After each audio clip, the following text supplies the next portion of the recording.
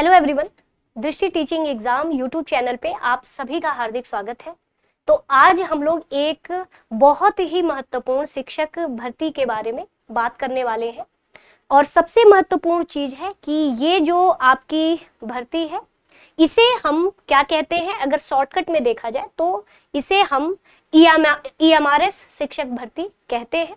और आखिर ये है क्या चीज, और आखिर आपकी एज लिमिट कितनी होगी जिससे कि आप भविष्य में अगर ये वैकेंसी आती है तो आप उसे भर पाओगे, एज रिलैक्सेशन कितना है, सब्जेक्ट में क्या है, सीटेट आखिर टीजीटी पीजीटी में है ना, सीटेट मांगता है या नहीं मांगता है, और साथ ही निगेटिव मार्किंग है कि नहीं, हम लोग इस पूरे संपूर्ण बात पर चर्चा करेंगे। ठीक, सबसे बड़ी बात कि इस वैकेंसी की चर्चा क्यों शुरू हो रही है, इसके पीछे कुछ कारण है। जैसे कि अभी आपने देखा कि जब अभी संसद में बजट प्रस्तुत हुआ जिसमें ये कहा गया है कि 38,000 टीचर्स टू बी रिक्रूटेड, यानी कि 38,000 शिक्षकों का क्या होगा, पदों की भर्ती होगी। किसमें होगी, तो आपके एकलव्य मॉडल रेजिडेंशियल स्कूल में। यानी कि ये एक तरीके से आवासीय विद्यालय है जहां पर अगर आप शिक्षक बनते हो तो आराम से आपको रहना और ये सारी चीजें हैं। साथ ही जैसे कि आप नवोदय विद्यालय है ना, जहाँ पे हॉस्टल की सुविधाएं होती हैं और बच्चे वहां पर रह करके पढ़ते हैं, ठीक उसी प्रकार से यह एक आवासीय विद्यालय है जहां पर आपको रहने खाने पीने है ना, ये सारी सुविधाएं आपको दी जाएंगी। ठीक, तो ये इस समय चर्चा में इसलिए है क्योंकि ये एक तरीके से जो जनजातीय क्षेत्रों में जो बच्चे हैं उनकी शिक्षा के सशक्तिकरण के लिए जो है यह आपकी 38,000 वैकेंसी शिक्षकों की जा रही है, जिससे कि वहां के जो बच्चे हैं आराम से आवासीय विद्यालय में रह करके अपनी शिक्षा को आगे पूरी करें। इससे क्या होगा कि जो जनजातीय क्षेत्र है जहां पर शिक्षा का स्तर आपका बहुत निम्न होता जा रहा है या निम्न है, तो वहां पर थोड़ा सा शिक्षा का स्तर आपका आगे बढ़े। ठीक, तो अब देखते हैं कि लगभग कितने स्कूल, तो 740 स्कूल जो है आपका रिमोट ट्राइबल एरिया, यानी कि ये सब जनजातीय क्षेत्रों में, जैसे कि मध्य प्रदेश, छत्तीसगढ़। अगर मेरे साथ ही में एक शिक्षक थे, वो पढ़ाते थे, इस समय उनकी जो पोस्टिंग है वो सिक्किम में है, तो उनका जो हुआ था वो पीजीटी हिंदी में हुआ था और काफी अच्छा, मतलब उनका जीवन इतना सुखद है। एक तो इतना बढ़िया वातावरण है वहां पे सिक्किम का, और वहीं पर इस समय वो पीजीटी है ना, यानी कि 10+2 में हिंदी के शिक्षक हैं। चलिए, और बजट में इतना पैसा इन्हें मिला है और 38,000 शिक्षकों की भर्ती आपकी होगी। लगभग ये अनुमान लगाया जा रहा है कि 3.5 लाख जो आपके जनजातीय विद्यार्थी हैं उनको इसका लाभ पहुंचाया जा सके। तो ये वैकेंसी, इससे पहले फेज 1 की वैकेंसी इसी 38,000 में फेज 1 की वैकेंसी 2023 में आई थी टीजीटी पीजीटी की। ठीक है, चूंकि ये जो एकदम नवोदय विद्यालय की तरह ही आपका 6 to 12 तक की इसमें वैकेंसी होती है, और ये 6 to 12 तक ही इसमें जो है आपकी कक्षाएं होती हैं जैसा कि नवोदय विद्यालय में होता है। ठीक है, अब इसमें हम लोग बात कर रहे हैं फेज 1 की वैकेंसी तो आपकी आ चुकी है। अब फेज 2 की वैकेंसी जो बची सीटें हैं उन पर जो वैकेंसी है वो आपके लगभग मार्च लास्ट या अप्रैल के फर्स्ट वीक तक देखने को मिल सकता है। लगभग अप्रैल हो ही जाएगा, है ना, अप्रैल तक ये वैकेंसी आने की पूरी संभावना है। यानी कि अगर मैं कहूं कि जो नोटिफिकेशन है ना, नोटिफिकेशन है वो कब तक देखने को मिल सकता है, तो अप्रैल के पहले या दूसरे सप्ताह में हमें ये देखने को मिल सकता है। ठीक है, और आप देख सकते हो यही वो 38,000 आपके टीचर में ये आपकी वैकेंसी आएगी। अब हम लोग देखेंगे कि आखिर पेपर का पैटर्न कैसा होने वाला है ना, पेपर का पैटर्न कैसा होने वाला है। तो आइए सबसे पहले देखेंगे कि पेपर के पैटर्न में आखिर क्या क्या चीजें हैं। ठीक, सबसे बड़ी बात कि जो पेपर होगा वो आपका ऑब्जेक्टिव टाइप का होगा, यानी कि आप सोच रहे होंगे कि आप मेंस राइटिंग या फिर ऐसा कुछ भी नहीं है, ऑब्जेक्टिव टाइप क्वेश्चन होंगे। पूरे 120 मार्क्स के रहेंगे, ठीक है। और लैंग्वेज आपका टेस्ट रहेगा जो 30 मार्क्स का होगा, यानी कि लगभग 150 नंबर के आपका ये पेपर रहेगा, ठीक है। अब हमें देखना है कि जो ये ऑब्जेक्टिव टाइप में 120 मार्क्स का जो पेपर आ रहा है, हम लोग जो बात कर रहे हैं वो टीजीटी के लिए बात कर रहे हैं। किसके लिए बात कर रहे हैं? टीजीटी के लिए बात कर रहे हैं। अब आइए देखते हैं, टीजीटी में अगर कोई किसी भी विषय से, जैसे कि एसएसटी से, साइंस से, हिंदी से, अंग्रेजी से अगर आप फॉर्म को भरते हो तो आपके परीक्षा का पैटर्न कैसा होने वाला है।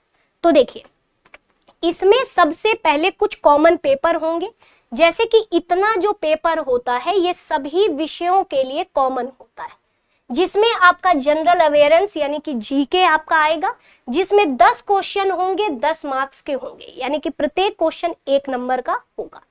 फिर रीजनिंग आपके पार्ट 2 में आएगा, जिसमें 10 क्वेश्चन होंगे, 10 नंबर के आपके होंगे। फिर कंप्यूटर नॉलेज भी होगा, आईसीटी, जो कि आपके 10 क्वेश्चन होंगे, 10 नंबर के आपके होंगे।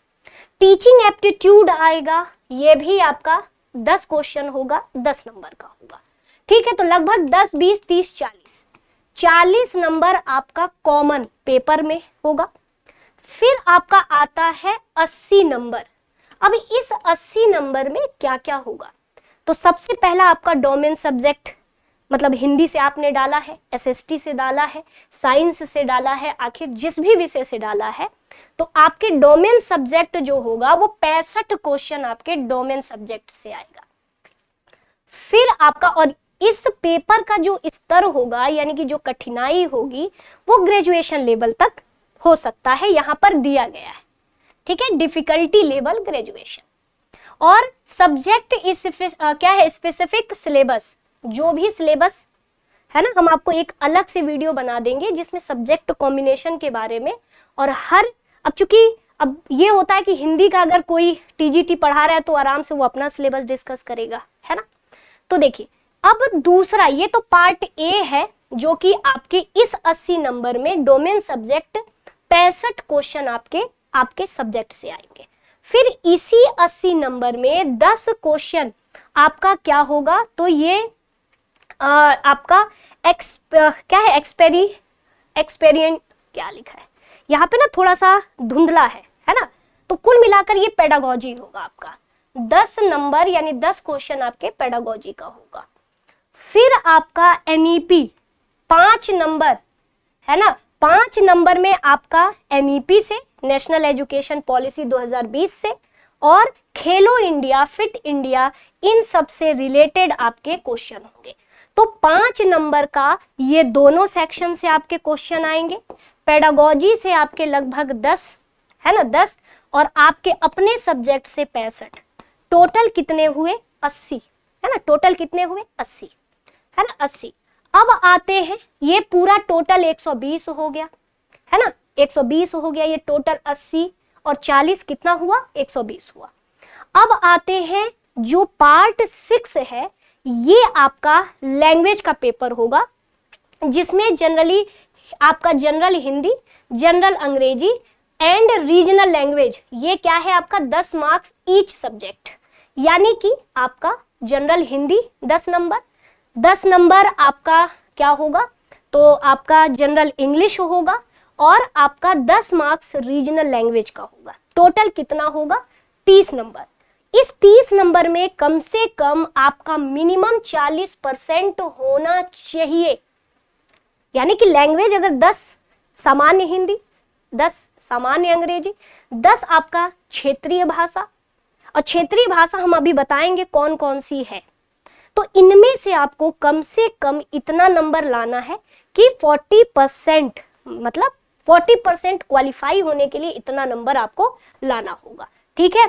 यानी अगर आप 40% इसमें नहीं लाते हो तो पार्ट 1 से लेकर 5th तक आपका इसे क्या किया जाएगा, मतलब कि एक तरीके से आपको क्वालिफाई ही नहीं माना जाएगा। यानी कि ये क्वालिफाई करना आवश्यक है, तभी जाकर के इसके मार्क्स कैलकुलेट होंगे और आप एग्जाम क्वालिफाई कर पाओगे। तो या ये भले क्वालिफाई है, लेकिन मस्ट है कि आपको ये क्वालिफाई करना ही करना है, मिनिमम 40% नंबर लाना ही लाना है। ठीक है, तो ये पूरा क्राइटेरिया। अब आपके मन में आता है कि मैम जो तीसरी भाषा रीजनल लैंग्वेज होगी वो कौन कौन सी हो सकती है। तो जो रीजनल लैंग्वेज है इस पर हम बात कर रहे हैं, रुक जाइए। रीजनल लैंग्वेज एक जगह दिया हुआ है आपके नोटिफिकेशन में ही, रीजनल लैंग्वेज एक जगह है। ठीक है, अभी हम दिखाते हैं आपको। हाँ, ये आपकी रीजनल लैंग्वेज है जिसमें है आपका, अब चूंकि बंगाली है, ये लिखा है ना पार्ट फर्स्ट से लेके 5th विल बी कॉमन, लेकिन नहीं, पार्ट फर्स्ट से लेके 4 ये क्या होगा, सभी बच्चों के लिए कॉमन होगा, जिसमें रीजनिंग, कंप्यूटर, जनरल अवेयरेंस ये सब होंगे, जो कि 40 नंबर का होगा। पार्ट 5th आपका पूरा 65 नंबर का डोमेन सब्जेक्ट, 10 का पेडागोजी है ना, और 5 का आपका जो है खेलो इंडिया, फिट इंडिया, और उसी में 5 नंबर का आपका, मैंने अभी अभी बताया कि उसी में 5 नंबर का आपका क्या होगा, तो आपका एनईपी होगा, है ना, एनईपी होगा। चलिए अब ये सब लिखते चलिए आपकी क्या क्या, ये सब मोटा मोटी बातें अब लिखना है। अब देखो रीजनल लैंग्वेज में लिखा है ना कि part 6 will be the as per option, ये लिखा है बंगाली, डोगरी, अंग्रेजी, है ना, तो आप इन्हीं में से कोई भी आप इसमें से लैंग्वेज चूज कर सकते हो। तो जनरली क्षेत्रीय भाषाओं में बहुत है ना, कन्नड़, काश्मीरी, खासी भाषा, मलयालम, मणिपुरी, मराठी, मिजो, नेपाली, उड़िया, संथाली, तेलुगु और उर्दू और हिंदी। तो जाहिर सी बात है कोई हिंदी चूज कर लीजिएगा या अंग्रेजी चूज कर लीजिएगा, है ना, 3 भाषा आपकी हो जाएगी। तो ये आप देख लीजिएगा, ठीक। और 40% उस 3 नंबर में से 40% आना अनिवार्य है। अब आप कहोगे कि मैम क्या निगेटिव मार्किंग है? अगर 150 का आप पूरा दे रहे हो, 120 प्लस 30 क्वालिफाइंग है। असल में पेपर 120 का ही है, लेकिन जो वो 30 नंबर भाषा का है वो क्वालिफाइंग है। अब यहाँ पर आते हैं कि निगेटिव मार्किंग है कि नहीं।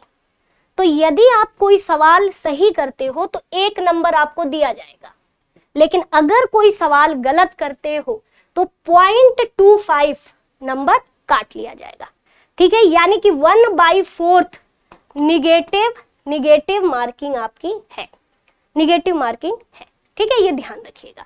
निगेटिव मार्किंग 1/4 यानी कि 0.25 आपका निगेटिव मार्किंग है।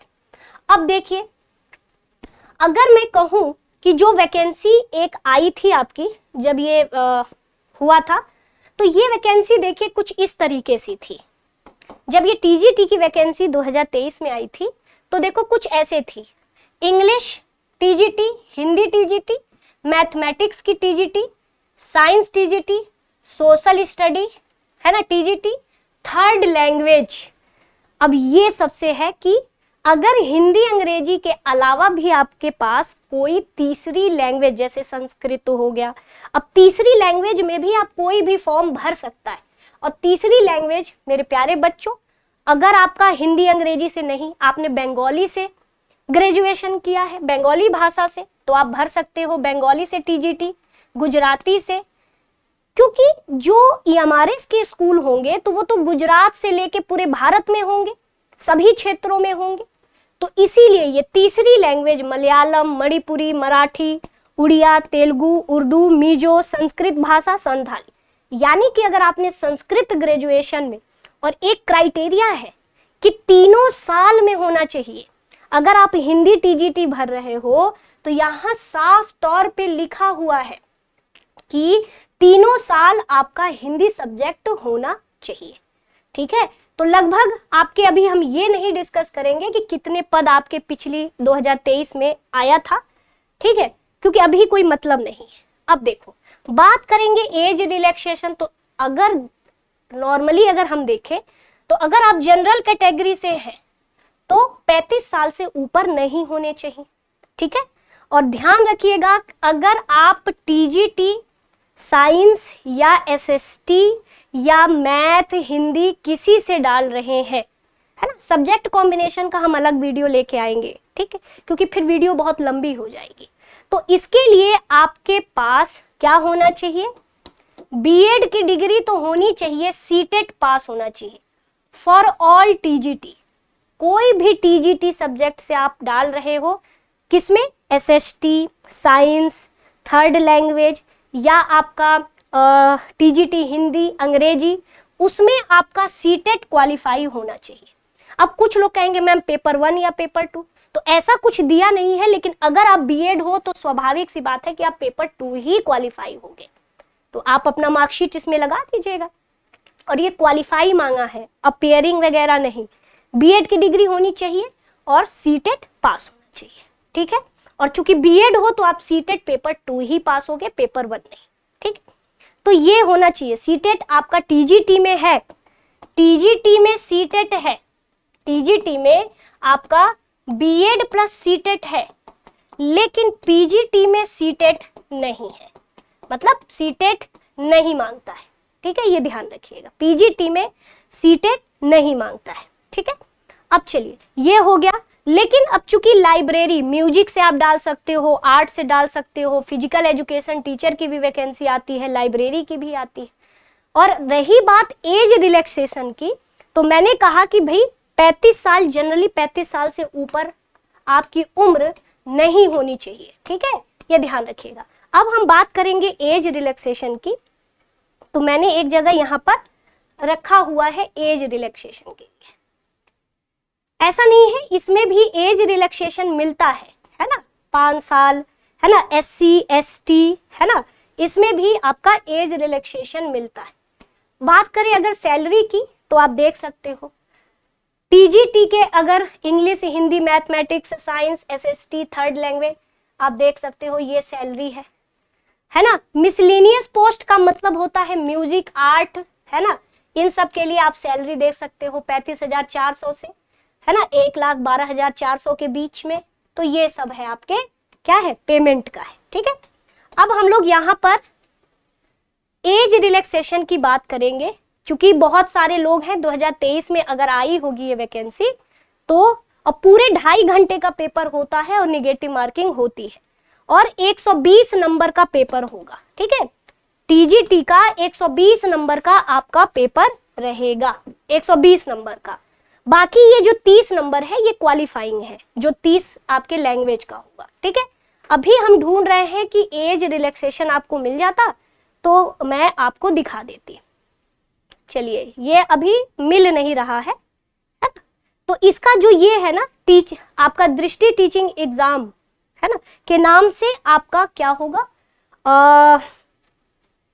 टेलीग्राम चैनल होगा, तो उसको आप ज्वाइन कर लेना। तो जो है हम उसी पर इसको क्या कर देंगे, मेंशन कर देंगे, जिससे कि आपका एज रिलैक्सेशन वाला जो है मैटर वो आपको हाईलाइट हो जाए। वैसे तो देख लेते हैं, अगर मिल जाता तो हम यहीं पर आपको डिस्कस कर देते हैं, लेकिन कहीं दिख नहीं रहा है, रुक जाइए। और ऐसा नहीं है, एज रिलैक्सेशन आपको मिलेगा, परेशान नहीं होइएगा। ये तो सिर्फ 35 साल से ऊपर, सिर्फ सामान्य जो है जनरल, हाँ ये आ गया आपका, ये देखिए, अगर आप शेड्यूल कास्ट या शेड्यूल ट्राइब से हैं तो एज रिलैक्सेशन वर्तमान में आपकी भले 35 साल हो गई है या 36 साल हो गई है, लेकिन 5 साल का आपको एज रिलैक्सेशन मिलेगा, ठीक है। तो ये आपके पूरे एज रिलैक्सेशन के लिए है, और यहाँ पर आप देख सकते हो, ठीक है। और यहाँ पर तो देखा गया है कि अगर दिव्यांग महिला है और वो SC ST से कोई दिव्यांग महिला है तो उसे 15 साल, OBC से कोई दिव्यांग महिला है तो उसे 13 साल, और अगर जनरल में कोई दिव्यांग महिला है तो उसे 10 साल की छूट। और EMRS में पहले से ही कोई, कहते हैं ना, कॉन्ट्रैक्ट बेस पे पढ़ा रहा है, तो उसे अगर वो 55 साल भी है तो आराम से वो जो है सम्मिलित हो सकता है, ठीक है। तो मोटा मोटी हमने सारी चीजें मेरे प्यारे बच्चों डिस्कस कर दिया है। पहला है कि एज रिलैक्सेशन मिलता है इसमें, लेकिन जनरली एज 35 साल के ऊपर नहीं होनी चाहिए, ठीक है, अगर आप जनरल से हो, सामान्य से हो तो। दूसरी चीज, निगेटिव मार्किंग 1/4 है। टीजीटी के साथ सीटेट चाहिए, बीएड और सीटेट चाहिए, लेकिन पीजीटी के साथ सीटेट नहीं चाहिए। तो यही मोटा मोटी आपकी बातें थी, और ये वैकेंसी पूरी, ये उम्मीद है कि अप्रैल तक आपको देखने को मिलेगी। अगर आपके मन में, और हाँ, सब्जेक्ट कॉम्बिनेशन से रिलेटेड हम अलग से एक वीडियो लेकर के आपके लिए आएंगे। तो मेरे प्यारे बच्चों, अगर वीडियो आपको अच्छी लगी हो तो लाइक उसे ज़रूर कर दीजिएगा, और टीचिंग एग्जाम के सभी कोर्सेज चाहे EMRS हो, EMRS भी हम बहुत जल्दी ही, दृष्टि ऐप डाउनलोड कर लीजिएगा, उस पर हम बहुत जल्दी लेकर के आएंगे। और अगर आपके मन में विषय से या कोई भी क्वेश्चन हो तो आप आराम से कमेंट सेक्शन में कमेंट कर दीजिएगा। जब अगली वीडियो इसकी आएगी तो हम जो है आपके क्वेश्चन को रिकॉग्नाइज करके उसका जवाब दे देंगे। तो चलते हैं स्टूडेंट, धन्यवाद आप सभी का। दृष्टि से जुड़ने के लिए आपका तहे दिल से धन्यवाद।